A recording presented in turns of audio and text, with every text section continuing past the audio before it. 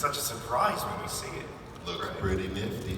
I hope that answers the questions if you're going to see the Pterodon fighter again. I want to see Clyde in a jet fighter. I do.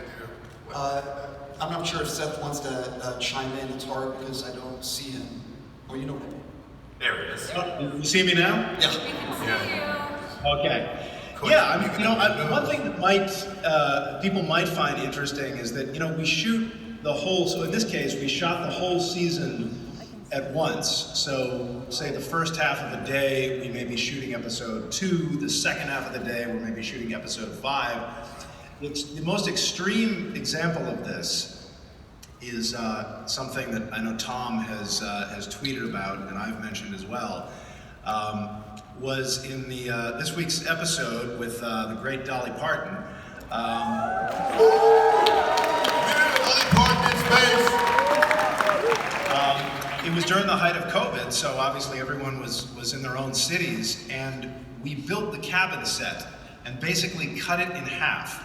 So half of it went to Nashville for Dolly, and the other half was in LA for us, so we could shoot Rena Owen. Rena flew to Nashville with us to do her scenes with Dolly, but there was really only time to do that, so we flew back to LA and shot Evina's half of the scene with a double for the back of Dolly's head, and essentially blended the two together. So when you watch that scene, you're seeing two actors perform a great distance apart from each other, and it's amazing how seamlessly it came together. Yes. I was gonna say that. I was gonna say that exact thing. All of us. So I wish I met Dolly. there's a little bit of an echo. I don't know if you guys. It's going into. There's going to be fans out there or people who have never seen the Orville before, and know that the Orville New Horizons on Hulu season 3. Are there certain episodes that people need to watch if they've never seen the show before, but can start with New Horizons? All of them. Every episode. I can give you a list. I can give you a list if you want. Oh, good. Go for it. Tom Costantino, please pipe in because as my conscience. Oh, I think, or you start, I'll fill you in. You probably want to watch About a Girl, Yes. Majority Rule, Identity Parts 1 and 2. Let's see, Mad Idolatry. Yeah, Mad Idolatry, season finale. Nothing Left on Earth Excepting Fishes. Probably a Happy Refrain. Happy Refrain. Okay, Seth, that would be everything. Sanctuary. Sanctuary, yeah. Which ones shouldn't they watch? That's the I'm going to move on to the next thing, and so I'm going to read a little of this to make sure I do this right. And I really want to know everyone's answer to this. In a recent episode, Scott Grimes' character, Gordon Malloy, was stuck in the past. A great episode. By the way, Scott Grams is actually more correct. Oh, I like messing up. It's good. And started Family 10 years ago. Started Family. Captain Mercer and Kelly Grayson followed union rules, went back in time to bring Gordon back and erase the alternate timeline.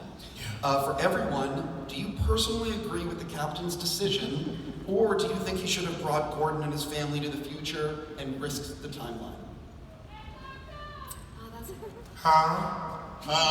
Say it again. You want me to pipe in here? Yeah, definitely. By the way, my apologies. I would so love to be there, guys. I'm prepping this Yeah, you'd love to. otherwise, I would be there in person. But please enjoy that too. It's going to be very good.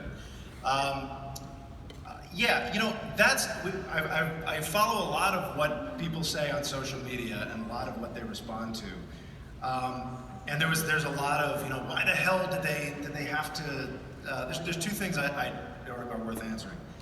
Why couldn't they bring Gordon back? Well, the one thing I haven't seen anyone mention is that when Gordon went back, as you recall in Lasting Impressions last season, Laura was with this guy, Greg. Presumably, she had a family with that guy. So Gordon coming in kind of wiped out that timeline. And whatever family, whatever children she would have had with Greg. So really, when Ed Kelly and the crew and Tala come in, they're really restoring this timeline that probably occurred. Now the other question is, why wouldn't they just walk out and leave Gordon ignorant of his fate? Earlier in the episode, we established that time travel is, of course, in all of sci-fi, time travel is very dangerous, but somehow you always get it done.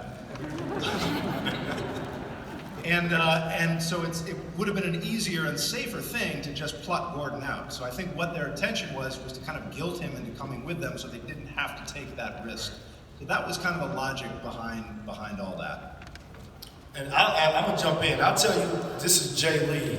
If I fall in love and I get trapped on a planet and I got a family, and y'all come back and try to pluck me, I'm blasted.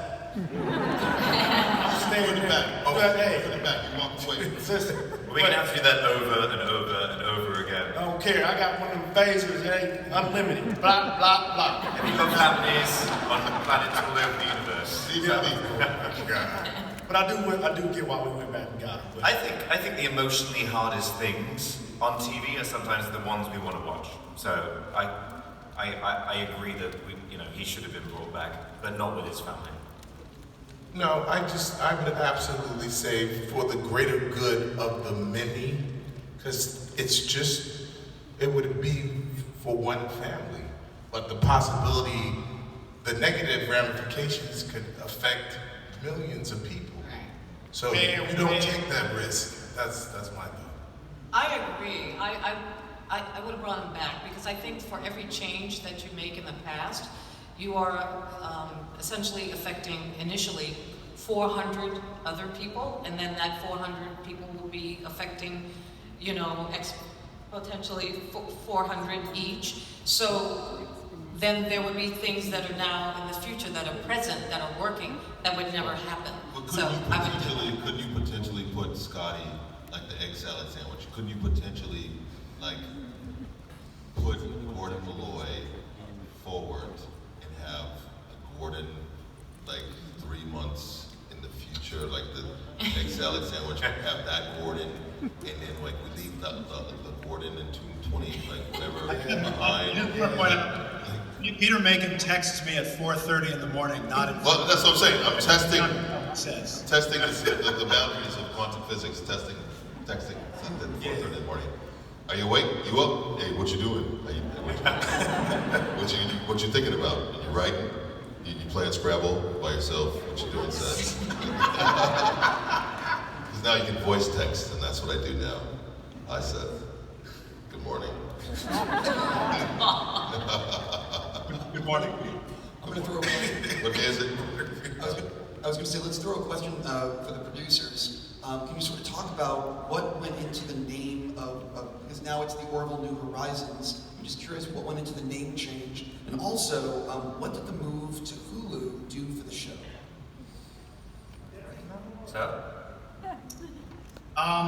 Well, New Horizon, the idea of adding a subtitle was actually my boss, Dana Walden at Disney, suggested, this thing has made a real uptick in scope and in quality and gravitas. Why not add a subtitle? I thought it was kind of a cool idea. New Horizons was kind of the first idea that we all came up with. And the move to Hulu, first of all, I cannot say enough good things about Hulu. These are just some of the most amazing people that I've worked with. From marketing division all the way to operations, they've just been amazing, and they've really taken care of the show. The thing that really made a difference to me was just pace. If you shoot a movie and you want to linger on an actor's face or linger on an emotional moment, you have that time within reason. With broadcast television, even with all the money in the world, you're really locked into that 43 minutes. You're still cutting for the fabric softener commercial, and so you may have a scene that just plays great and has emotional resonance and makes you feel something, and you still got to cut 3 minutes out of it, and that just got really frustrating with all the work that we were putting in. That was really the main reason that this move, I think, was right for our show. You guys like it on Hulu?